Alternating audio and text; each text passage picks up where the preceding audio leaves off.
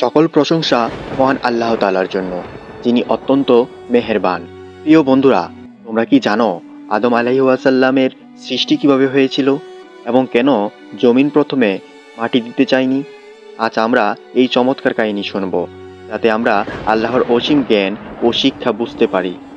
সর্বশক্তিমান আল্লাহ তাআলা ফেরেশতাদের উদ্দেশ্যে বললেন, আমি পৃথিবীতে আমার প্রতিনিধি সৃষ্টি করতে চাই। তোমাদের মতামত কি? ফেরেশতারা বিস্মিত হয়ে বলল, হে আল্লাহ, আপনি কি এমন কিছু সৃষ্টি করবেন যারা সেখানে ঝগড়া করবে, অন্যায় করবে ও রক্তপাত ঘটাবে?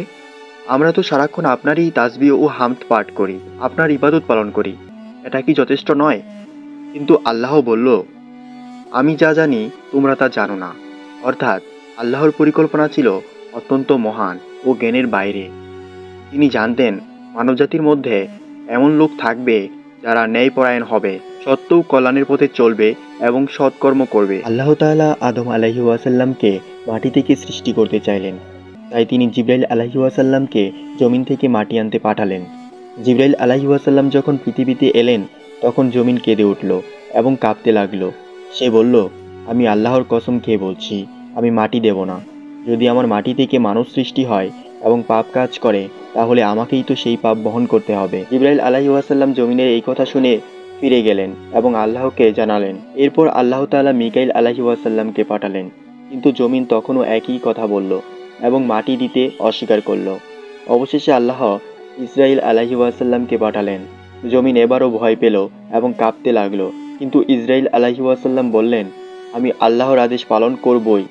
তিনি দেরি না করে আল্লাহর আদেশ অনুযায়ী বিভিন্ন জায়গা থেকে মাটি সংগ্রহ করলেন, কিছু লাল, কিছু কালো, কিছু ফর্সা, যা মানবজাতির বিভিন্ন বৈচিত্র্যের প্রতীক হয়ে উঠল। এরপর তিনি এই মাটি আল্লাহর দরবারে নিয়ে গেলেন।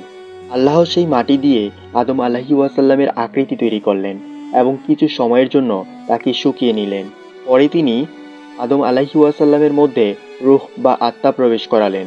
যেইমাত্র আত্মা প্রবেশ করল, আদম আলাইহিস সালাম জীবন্ত হয়ে উঠলেন। প্রথমে তার চোখ খুলল, তারপর তিনি হাত পা নড়াতে শুরু করলেন এবং বসে পড়লেন। এভাবে পৃথিবীর প্রথম মানব ও নবী আদম আলাইহিস সালাম সৃষ্টি হলেন। গল্পের শিক্ষা: আল্লাহর আদেশ মানা আমাদের প্রধান দায়িত্ব। তার হুকুম কখনো অবহেলা করা উচিত নয়। আদম আলাইহিস সালামের সৃষ্টি বিভিন্ন রঙের মাটি থেকে হয়েছিল, যা মানুষের বৈচিত্র্যকে বোঝায়। জমিন বিনয়ের সাথে আল্লাহর হুকুম মেনে নিয়েছিল, তেমনি আমাদেরও বিনম্র হতে হবে। মানুষ সৃষ্টি হয়েছে এক মহান উদ্দেশ্যে, আল্লাহর ইবাদত করা ও পৃথিবীতে ন্যায় বিচার প্রতিষ্ঠা করা। প্রিয় বন্ধুরা, এই গল্পটি তোমাদের কেমন লাগলো কমেন্টে জানাও। আরও এরকম ইসলামী শিক্ষামূলক গল্প পেতে আমাদের চ্যানেলটি সাবস্ক্রাইব করো এবং ভিডিওটি শেয়ার করো।